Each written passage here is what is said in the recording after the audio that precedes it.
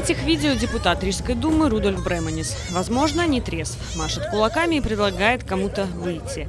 Место действия – встреча выпускников Рижской центральной гуманитарной средней школы и Рижской 50-й средней школы. Разнимать драку в какой-то момент пытается депутат Сейма от объединенного списка Андрис Кулбергс. Что именно произошло, из видео не ясно. Сам Бреманис накануне на своем YouTube-канале поделился своей версией.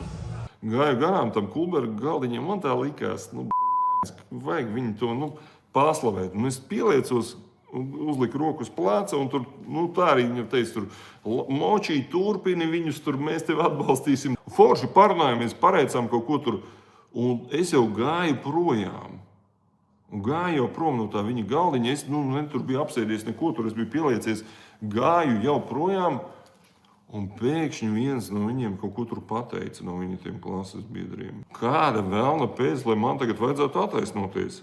Es jums pateikšu godīgi, es nevienu sekundi nejūtos, ka man vajadzētu jums vai jebkam vispār attaisnoties.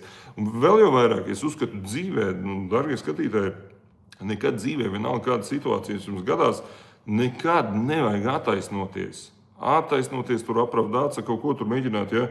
Пацаны, не извиняйтесь. Однако, по информации ЛСМ, Бреманис, подойдя к столу, за которым сидел Андрис Кулбергс и его одноклассники, хотел к ним присоединиться, но свободных мест за столом не было, о чем ему и было сказано.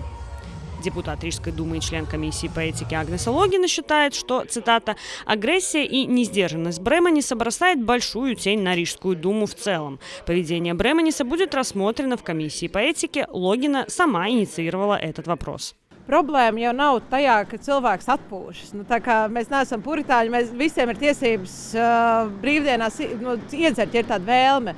Bet šajā gadījumā problēma, kas ir tiešām tas ētikas pārkāpums, ir agresija, kas ir vērsta pret citiem cilvēkiem. Skatoties šos video no vairākiem leņķiem, ir ļoti skaidrs, ka viņš ir mēģinājis uzsākt fizisku konfliktu.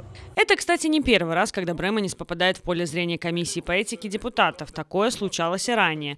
Впрочем, как отмечает Агнеса Логина, сам Бреманис на заседании комиссии, посвященной его поведению, никогда не являлся. В отличие от Сейма, где депутата могут отстранить от участия в заседаниях, у самоуправления таких инструментов нет. Поэтому, как считает Логина, в Кодексе этики Рижской думы необходимы изменения. Mums ir iespēja tikai faktiski paust savu atzinumu un kaut kādā ziņā tā pakartīt pirkstu. Un tā parādās ar vien lielāku problēmu, jo mēs esam situācijā, kurā mums ir deputāti, kuri apzināti izaicina demokrātiskos procesus un kuri faktiski ar savu uzvedību, ar savu mērķtiecīgo uzvedību грауи устицēšanos демократии. Рассматривать поведение Рудольфа Бреманиса на встрече выпускников комиссия по этике будет на следующей неделе. Эмилия Гаспарян, Мадара Лыцета, Иван Смиловс, ЛСМ.